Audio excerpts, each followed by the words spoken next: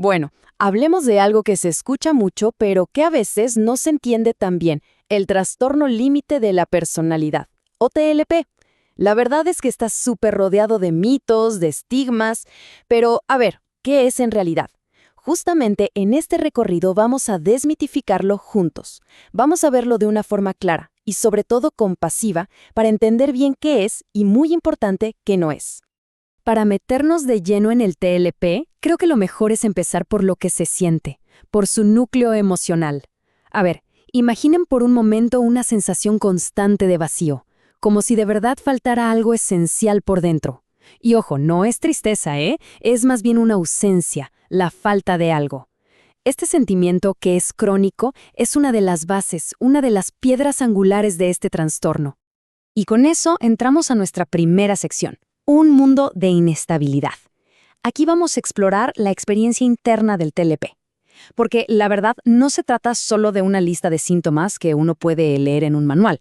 Es una forma de experimentar el mundo, las relaciones, hasta la propia identidad, pero todo con una intensidad y una inestabilidad que pueden ser, de verdad abrumadoras.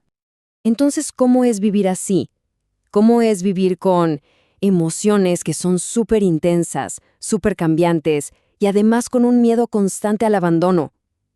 Esta pregunta nos lleva, de verdad, al corazón del TLP. Es como vivir en una montaña rusa emocional, todo el tiempo. Y en esa montaña rusa, las relaciones con los demás son importantísimas, lo son todo, pero al mismo tiempo son aterradoras. ¿Por qué? Porque detrás de todo está ese miedo profundo, constante, a que te dejen, a ser abandonado. Y claro, eso puede convertir cualquier relación, cualquier vínculo, en una fuente de ansiedad enorme.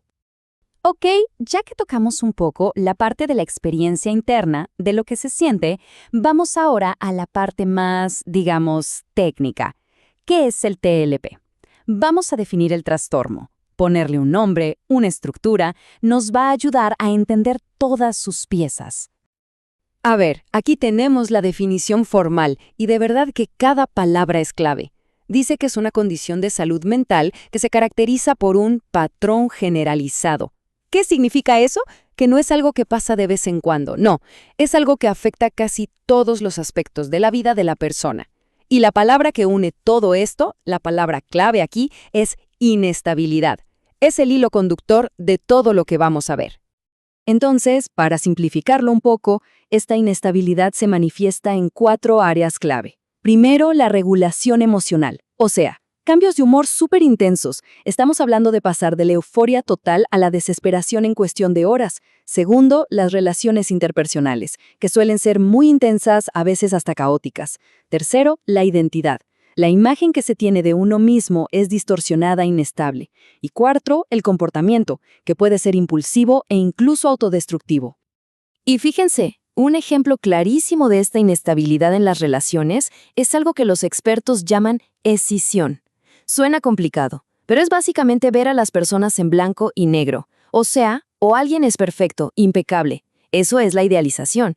O esa misma persona de un momento a otro pasa a ser cruel, despreciable. Eso es la devaluación. No hay punto medio, no hay grises.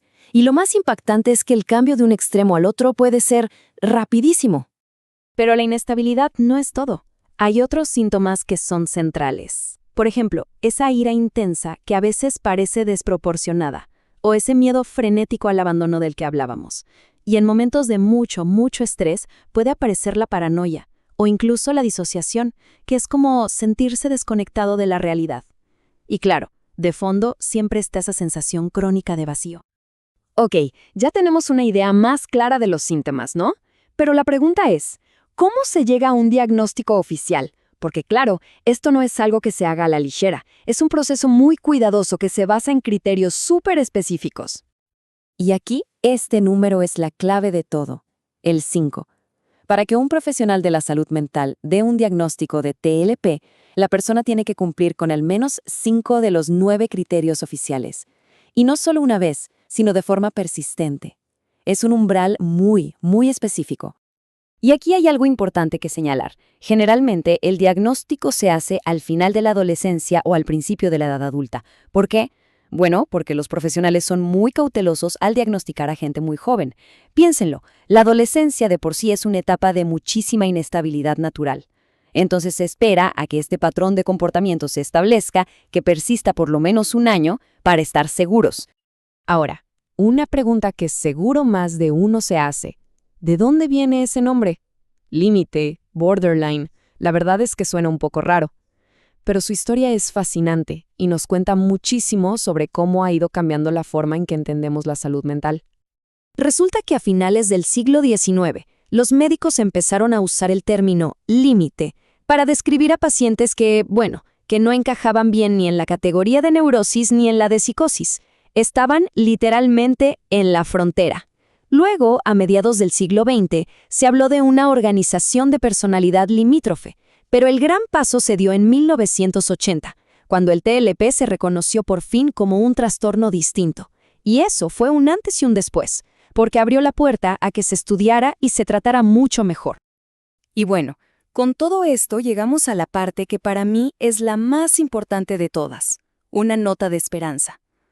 Porque a pesar de lo intenso que puede ser el sufrimiento que causa, y es mucho, quiero que quede clarísimo. El TLP es tratable. Hay un camino claro hacia la recuperación, hacia una vida mucho más estable. Y aquí la historia se pone increíble. Fíjense en esto. Estamos hablando de Marsha Linehan. Ella desarrolló la terapia más efectiva que existe hoy en día, mientras ella misma luchaba contra el trastorno. O sea, su propia vida es la prueba más potente de que la recuperación no solo es posible, sino que de ese dolor pueden hacer algo extraordinario. Y esa terapia es la terapia dialéctica conductual, o TDC. Y ojo, no es una terapia donde solo se habla. Se enfoca en enseñar habilidades súper prácticas. Cosas como cómo regular emociones que te desbordan, cómo tolerar el malestar sin actuar de forma impulsiva, cómo construir relaciones más sanas. Es un enfoque que de verdad empodera a la persona y que literalmente ha cambiado incontables vidas. Entonces, el mensaje con el que quiero que nos quedemos es este, y es el más importante de todos. El TLP es tratable. La recuperación es posible. No es una sentencia de por vida, para nada. Con el apoyo correcto, las personas pueden aprender a gestionar sus síntomas y a construir una vida plena y estable.